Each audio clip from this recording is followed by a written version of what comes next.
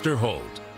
Good evening and welcome to our viewers in the West. With growing bipartisan distress and outrage over migrant families being separated at the southern border, threatening to engulf the White House, President Trump this evening making a rare trip to Capitol Hill, sitting down with Republican members of Congress who are beginning to push back at his zero-tolerance immigration policy. Opposition to the policy driven in part by heartbreaking images like these from inside immigration processing centers.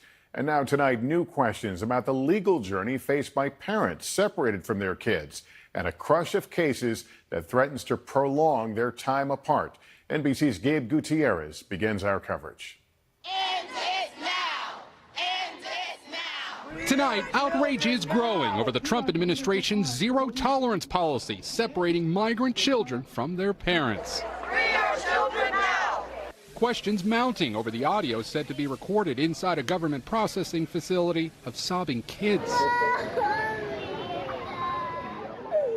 That audio not independently verified by NBC News, but a former worker at another government-contracted shelter in Arizona says that facility was understaffed and ill-equipped. That's something you hear in every other room, is a child desperately weeping for their mom and you have nothing really to help them with. It's a very impactful thing. Immigration courts now overflowing. Our camera was not allowed inside a hearing today at the federal building in Brownsville, Texas. Immigration advocates are calling them mass trials, where parents often plead to be reunited with their children.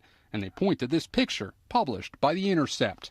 I think the most disturbing thing, and that's why being there in person is so important, is the palpable fear and shame and desperation. They're absolutely quiet. Those charged with illegal entry into the U.S. are given this flyer showing them steps on how to locate their children. The Department of Homeland Security said today that families who seek asylum at ports of entry will not be separated and will be processed within 72 hours. But some migrants say they've been waiting for longer. At this border crossing in Matamoros, Mexico, they've been waiting since this weekend, children in tow. 5-year-old Genesis clutches onto a teddy bear and hope the journey will be over soon. Her mother, Elsie Hernandez, is desperate. She says it's not good to be in her home country of Honduras because of the violence, and she says this is her second time trying to get into the United States. She said she was deported once before, but she's having to try again because she's afraid to go back to Honduras. Jennifer Figueroa says she paid a coyote to bring her from Honduras to the U.S. ¿Quién te amenazó? La Mara de la 18. Sí, la pandilla. Sí, sí. She says gangs threatened her life, and that's why she had to leave Honduras with her 3-year-old child. The thought of being separated from her 3-year-old son, Angel, brings her to tears. Esto ha sido duro.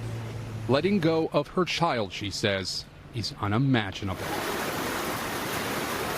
DHS says that asylum seekers here at ports of entry would be processed within 72 hours, but some families here tell us they've been here much longer than that. Right now they're surviving on donated pizza and bottled water, and they expect to be here through the night.